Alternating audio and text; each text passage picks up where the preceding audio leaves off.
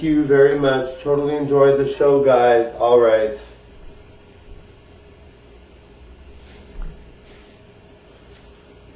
Alright guys, I love it when you get a hairstyle that you really like. I love wigs. One of my favorite things in this world is wigs, only because I perform with Molina. I mean, obviously I like guy wigs too, but as Marco, but I like the girl wigs. I think they're cute. I think they look so good. I love my wigs. And I really try to pick the best volume, the best waviness, the best curls if I got a curly wig, the best straight wigs if I get straight wigs, etc. I love the volume. I love being really pretty in these wigs, only because I love looking good as a guy and as a girl.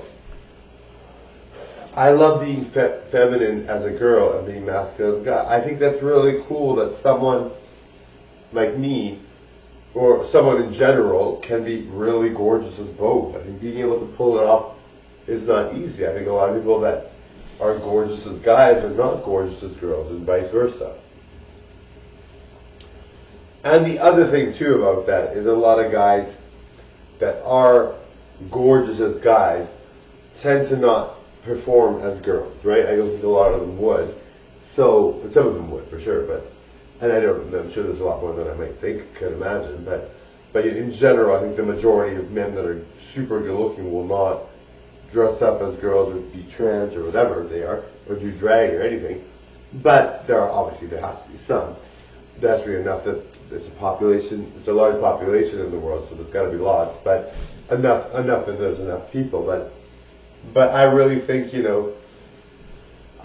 for me, I'm just a very carefree person. I don't worry about things. Some people might be like, aren't you worried you do Molina? Aren't you scared of the repercussion? Aren't you scared of what people are going to say?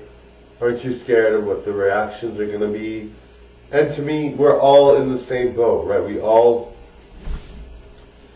There's so many LGBTQ plus people in the world. There's so many people that are trans or in drag or dressed up as girls. Like, there's so many guys that dress up as girls. Even if it's just comedy, even if they do it as comedy to make fun of it, they're still dressing up as a girl, right? So there's so many, right? It's just unbelievable now. So it's really not as taboo as it once was. Look at RuPaul's Drag Race. They have so many drag queens, right? Like, so many. I mean, there's not that many, but there's enough that it's getting to be noticed a lot more. Like, look back when RuPaul was first getting famous, right? Like, no one was a drag queen, right? So it's really kind of cool to see the changes, dog. But the thing is, they did show a video on military men that dressed in drag. Like, if you look for it, you can find it, right?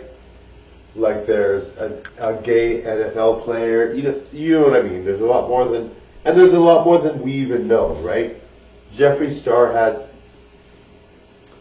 acts with so many people, and a lot of them don't want to be out, right? So it's not something that you can really, he keeps it a secret. Nobody knows, right?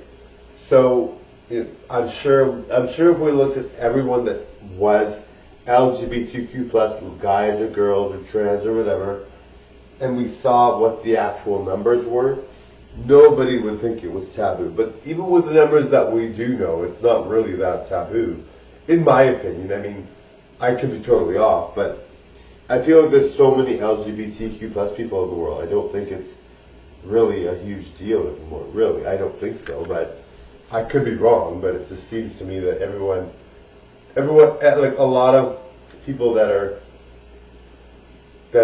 completely heterosexual or bisexual that don't say they're bi or whatever are, we'll say heterosexual because that category, are allies to LGBTQ plus people. Like, they're completely heterosexual. So it really is about taboo, in my opinion. No. Later. Bye everyone.